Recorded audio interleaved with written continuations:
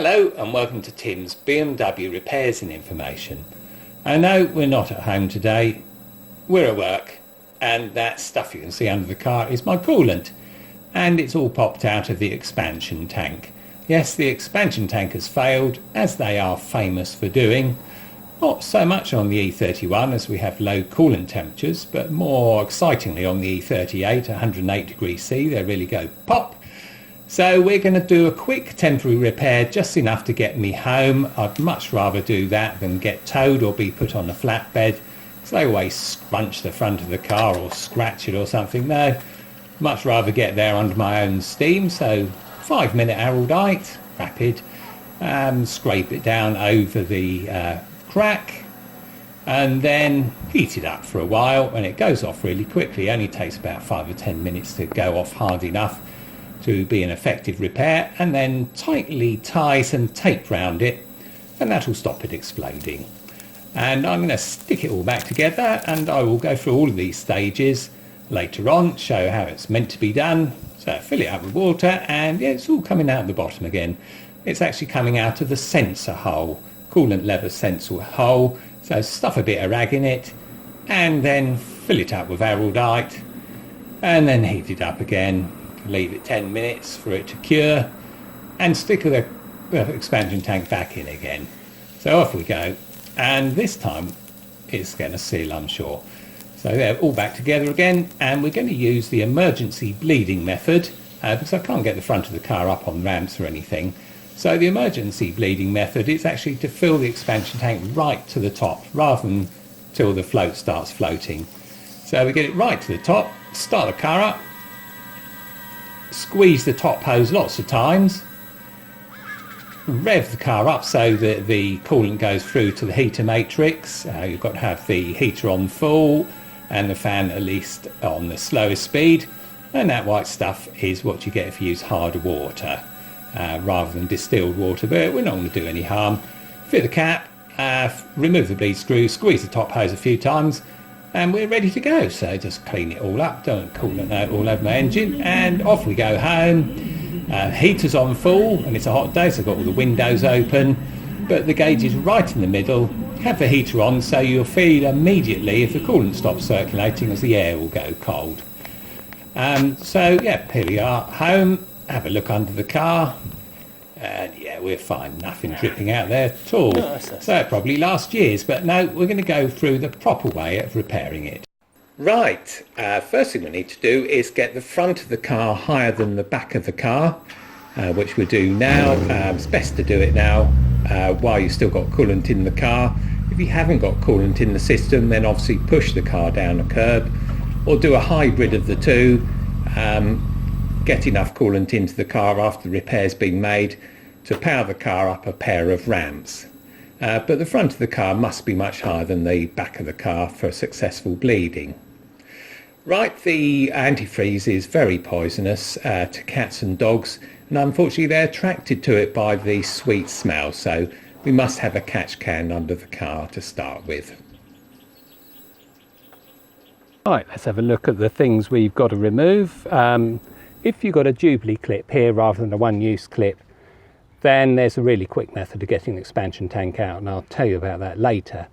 But if you haven't, the things you have to remove is obviously the cap, the bleed screw, the clip, and then 2 blind rivets. There's one here, and that one's going to have to be mullered out because it hasn't got a mushroom top on it, and you can't push the stick in because it hits the back of the frame. So yeah, there's got a pair of side cutters usually gets them off all right. The other side has got a mushroom top, fortunately. There you have a look here. Yeah, he's happily got a mushroom top. So yeah, a pair of side cutters or a trim tool, pull that out. Rivet will come out after it. We've got to undo this Jubilee clip here, because this hose runs all the way through the top of the radiator to the expansion tank. Yeah, unfortunately that means the cowling has to come off, and before that this cover has to come off with its 6 screws and 3 clips across the top here. It's all pretty easy and it doesn't take long at all, but can be a bit fiddly. The other thing, if you've got a AUC sensor, that's outside air condition sensor, then that's below the expansion tank, and there's a connector to it, and the push part of the connector is uppermost. Sometimes you get the connector to come off, and sometimes the AUC sensor comes off as well. The cowling does come off with the fan in position, and the thing is sort of located at the very bottom in the radiator hanger, so that it can't move backwards. And it's very important to make sure, once you've done the job, that the cowling is locked in position there. Once we've done this job, we replace the one-use clip, which is on this connection, with a Jubilee clip, and then it makes the whole thing so much easier. Right, I'll show you how you get this cover off. It's a bit fiddly, especially putting it back on, because they do large bits of plastic and they do sort of warp and stuff. But anyway, these are quarter turn fixings, so you just turn quarter turn anti-clockwise, all 6 of them, and then it's also held on to the cowling by 3 clips. And for that you need a little flat bladed screwdriver to poke in. So there's the points, 1, 2 and 3, showed with an arrow on the cover. And so you just stick your screwdriver in there between the cowling and the cover, give it a quick tweak, and off it'll come. And just make sure that each of the quarter turn fixings aren't holding on to the cowling. Right, next thing, get rid of that grotty blind rivety thing. As I say, we've got to muller it out because it hasn't got a mushroom top. I'll replace it with a proper one at the end of the procedure.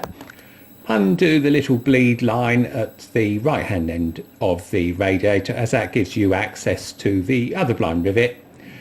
So yeah, pop that pipe off and then you can get to that rivet. I've half undone it anyway, so it's going to take 2 seconds. Off we go. Pair of side cutters, grab hold of it. Out comes the stalk, and I'll replace that with a new one as well at the same time. Right, that's off. That's good. Right, then we move on to removing the cap, and we'll remove the bleed screw because you can't get the little clip off without removing it. And the trick is to, even though I don't show it, is after the clip's been removed, we'll put the bleed screw back in again, and that stops the expansion tank from flopping all over the place, because when it flops all over the place it makes it a darn sight harder to get to the AUC connector.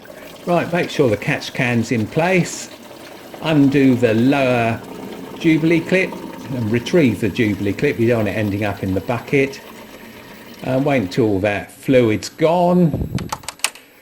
Right, so you've moved these plastic bits of the radiator cowl sides up and off the radiator cowling. Right, oh yeah, look, I'm doing it. I'm refitting the bleed screw to stop the expansion tank flopping about. And then off we go. It should all come out. Oh, apart from the AUC sensor, of course, which I forgot all about again. And yeah, we just disconnect that. The push part of the connector's on top, so give it a push and off it comes. As I say, sometimes the AUC sensor comes off as well. We can easily stick it back on again. Right, that's it out. The next thing we'll do is we're going to get rid of that blimming clip. Obviously you pull the hose out through the radiator cowl. Might need a bit of WD-40 or silicone grease to get it through the hole at the right hand end, which I did. So there we go, we've pulled that off, broken the clip. We won't be using that again, and we'll refit a proper Jubilee clip this time and put it in a position so that we can get access to it through the hole in the radiator cowl. So there we go, new Jubilee clip on, and then stuff the pipe back on, tighten up the Jubilee clip and poke the hose through the cowl. Again, you might need a bit of lubrication to get that hose through the hole at the other side. Giving it a good greasing, and that's it. It's pulled through. It's a bit fiddly, but it's easy enough done. And then the plan is to sort of reassemble the parts onto the cowling, AUC sensor if it came off, and the new bottle, put the clip on it only, and that will hold the bottle in place. And then it's just a matter of manhandling the cowling back in. A few bits and bobs get in the way, but the idea is to slot it in nicely so the bottom of the cowling goes into the radiator hanger, and you have to make absolutely sure that the bleed hose goes in the cavity in the top of the radiator, otherwise it won't go flat. You can spend hours pushing it up and down, the other end will pop up and so on. Refit the AUC sensor wire, there we go, that's back in, and refit the hose as well, obviously the lower hose, and then put the cowl sides back over the radiator cowl itself, and that hold everything into place. Just absolutely check that it's sort of settled down, it's gone into the hanger, so you don't want it bashing into the fan at all. But that all looks fine, so I'm quite happy with that. It's all settled down and all feels quite sturdy. So I'm just checking the bottom of it hasn't come out of the hanger, which it hasn't. So yeah, very happy with that. Sides clipped on. Yeah, there we go. Yeah, both on. Right, next thing to do is to tighten up that Jubilee clip on the expansion tank. Whoops, that's better. We're there, don't need to tighten it up much, and don't forget it's just a plastic fitting. And then refit, I'm going to refit 2 new blind rivets. With the lower Jubilee clip, a good idea is to lubricate the clip first, and so you get a good feel of how tight you're doing it up, rather than trying to fight against the friction of the Jubilee clip. Makes it a lot safer to do so. Right, that's one in, and get another one for the other side. Poke that in. You might have to sort of move the cowling sort of left and right a bit, especially with the first one, before the rivets actually pop in, but they go in simply enough, and then just push the mushroom heads down, and that's it in place. Right, next thing is the bleed pipe. Poke that onto the radiator. Never put any force on that radiator fitting, because they can snap off, and when they do, that means a brand new radiator. It isn't a separate part. Yeah, I know, it's awful. There you go. Oh, it is a separate part on the E38 radiator. Right, cover on. Same messing about, just make sure all 6 fixings go into their oval holes, and make sure obviously the marks are forward and backward rather than left and right, and then you can press them in, because if you forget to do it that way round, then some of them pop out and you lose them and you have to buy new ones. Right, just a matter of quarter turn clockwise on each of the fittings. The top ones are okay, the bottom ones are okay, the middle ones take a bit of fiddling, and that's just because of the sort of size of that moulding, and it does sort of warp a bit. So the trick is to stick a small flat bladed screwdriver in, lever it up, and then it will do its quarter turn, and we do exactly the same on the other side, and that will get that in. That's it, marvellous. Everything looks fine. Make sure everything's settled down perfectly, and we're ready for bleeding. But just before we bleed the system, now we've changed that fitting to a Jubilee clip, it makes it so much easier to change the expansion tank. And that's because we don't have to remove the radiator cowl or cover, or those blooming blind rivets which always get in the way. Right, let's do the quick method. I'll try and do it from the side to stop casting shadows over everything. First thing we do, undo the large Jubilee clip, disconnect the MAF, undo the clips on the top of the air box. There are 2 which are a bit awkward, which is that one and that one. It's not easy getting them off and getting them back on again. Well, those 2 anyway. Now we come. That's it. Top of the airbox out of the way. Expansion tank cap off next. Bleed screw.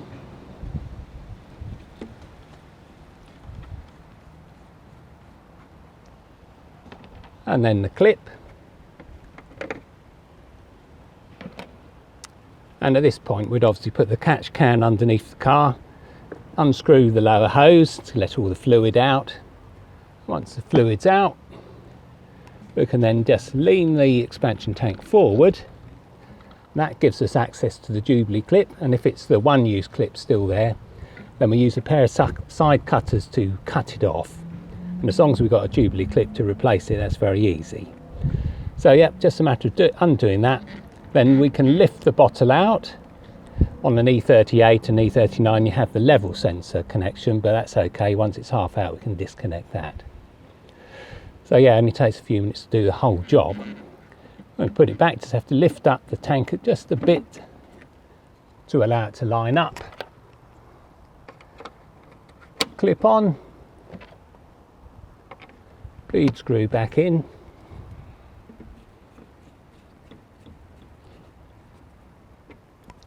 Expansion tank cap on.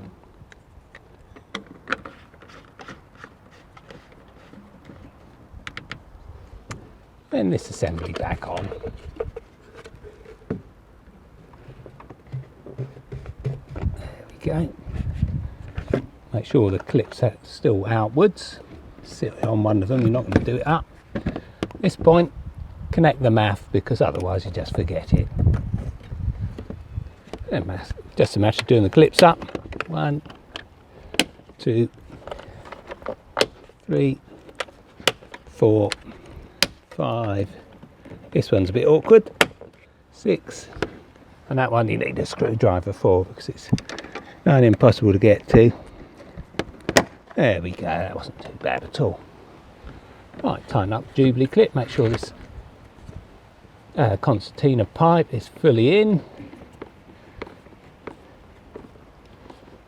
There we go, that's nice and tight. That's on. That's it. Job done. Right, time to refill the system. I'm using BMW's antifreeze.